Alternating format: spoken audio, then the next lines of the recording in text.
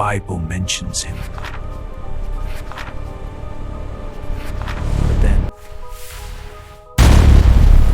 He disappears.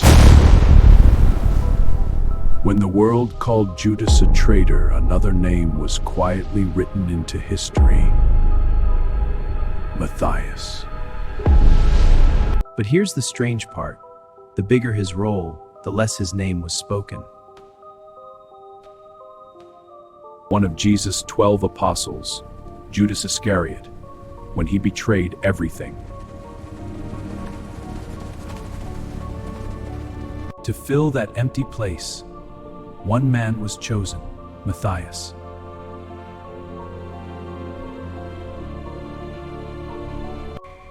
But the question is, if he was chosen, why did his story disappear?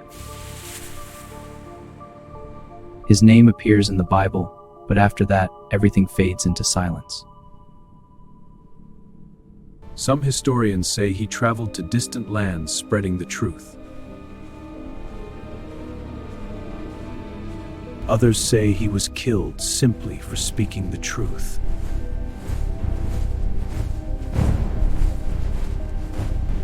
But there's another theory, one that's far more dangerous.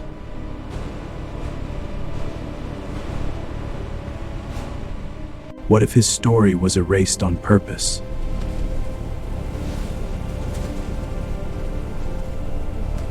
What if he knew something the world was never meant to hear? Or maybe he was just a man forgotten by history. Matthias, a name that existed, yet was never fully understood.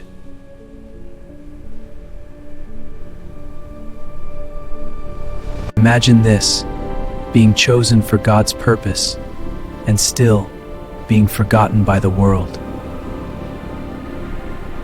No final words, no clear ending, just silence. A man chosen by God, yet lost in history.